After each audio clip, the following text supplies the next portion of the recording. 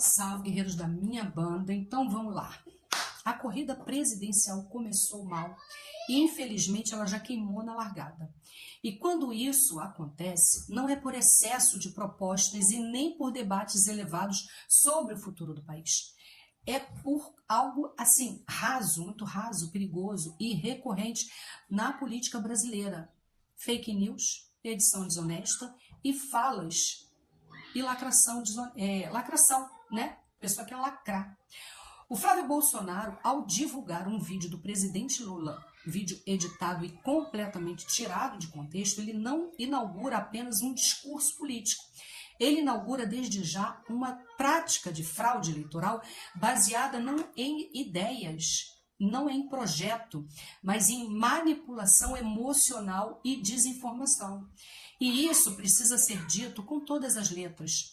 O processo político, ele não é brincadeira de rede social. Ele não é um meme, ele não é um corte malicioso. Não é vídeo de 30 segundos pensado apenas em gerar ali o engajamento, somente por conta de curtida e indignação artificial. Quando um pré-candidato começa a sua trajetória deturpando a realidade, o problema não só é ético, não é só questão de ética aqui, é estrutural, porque ele deixa claro que não tem nada para oferecer além do ataque, além do discurso de ódio. Flávio Bolsonaro não apresentou até agora um projeto de governo. Ele não apresentou sequer um plano econômico ou apresentou uma política social consistente. Ele não apresentou um esboço de um projeto educacional. O que ele apresenta é ruído, é corte, sabe? É aquela narrativa pronta para viralizar. E isso diz muito sobre quem ele é. O vídeo do Lula, divulgado por ele, foi retirado de um contexto histórico muito específico e muito conhecido por qualquer pessoa minimamente informada. O Lula falava sobre o fato de que durante séculos, desde a existência e descoberta do Brasil, o Brasil não investiu em construção de universidades, ele não ampliou o acesso ao ensino superior e ele manteve a educação como privilégio das elites. Por muito tempo, o modelo foi simples e perverso. Meio perverso, né?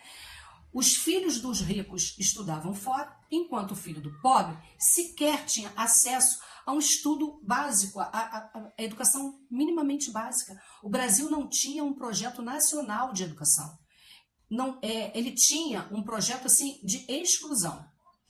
Isso não é opinião, isso é dado histórico. Até o final do século XX, o Brasil tinha pouquíssimas universidades federais concentradas em grandes centros e inacessíveis à maior parte da população. Educação superior não era pensada como política pública de desenvolvimento, eles não pensavam, eles não tinham projeto de nação, mas era aquela coisa da distinção social. Quem pode mais, paga mais. Quando Lula fala disso, ele não está atacando o povo, ele está denunciando uma lógica histórica de abandono. Ele está falando de um país que nunca se preocupou em formar os seus próprios médicos, engenheiros, os seus pesquisadores, que fosse assim numa quantidade suficiente, porque ele sempre achou que era mais fácil importar mão de obra qualificada ou mandar os seus filhos para estudar fora. A elite sai daqui para estudar. Transformar a fala em algo como o Lula é contra que o povo estude, o Lula não quer que as pessoas estudem.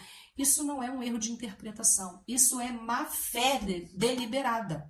E aqui está o ponto central. Quem precisa mentir sobre um passado, normalmente, ele não tem uma proposta de futuro.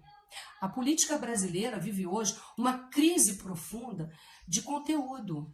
Ao invés de projetos, a gente tem slogan. Ao invés de plano de Estado, a gente tem frase de impacto. Em vez de debate sério, nós temos vídeos recortados, trilhas dramáticas e indignação fabricada. Flávio Bolsonaro, ele representa exatamente isso. A política como performance digital. Não há ali uma discussão sobre como melhorar a educação básica, como valorizar o professor, como reduzir a evasão escolar, como integrar curso técnico e mercado de trabalho, como ampliar a pesquisa científica. Não há nada disso. Há apenas a tentativa de colar no adversário uma imagem falsa, porque essa imagem rende clique, entendeu? Rende visualização. Mas um país, ele não se governa com like. A política exige responsabilidade, porque as consequências são reais, afetam diretamente o orçamento, afetam políticas públicas e afetam vidas diretamente. Tratar isso como uma disputa de lacração é, no mínimo, um desrespeito com a população, é chamar o próprio eleitor de otário, de trouxa. E é curioso observar como esse grupo político sempre acusa os outros de doutrinação. Entendeu? Mas não perde a oportunidade de manipular informações quando isso lhes convém. O mais grave não é apenas a fake news em si, é o que ela revela, é a ausência de ideias. Quando alguém tem um projeto sólido, ele não precisa distorcer falas alheias. Ele apresenta o seu plano e o defende. Quando alguém começa pela mentira, é porque o vazio é grande demais para ser preenchido com a verdade. O Brasil tem problemas reais e urgentes. Educação básica em crise, universidades sucateadas, fuga de cérebros, desvalorização da ciência, professores mal pagos, estudantes abandonando escolas para trabalhar mais cedo. Nada disso aparece no discurso de quem prefere editar um vídeo.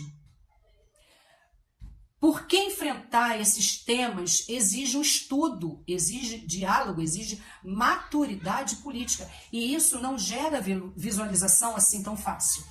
O que gera visualização é o conflito artificial, a indignação instantânea e o ataque raso. Mas isso não constrói um país, isso só destrói o debate público. A corrida presidencial, ela já começou mal porque parte dela se recusa a amadurecer, insiste em tratar a política e o seu eleitor como ringue de internet. Aquilo ali é a história do quem vence quem grita mais, entendeu? Vence quem distorce melhor. Mas a história vai cobrar, e vai cobrar caro.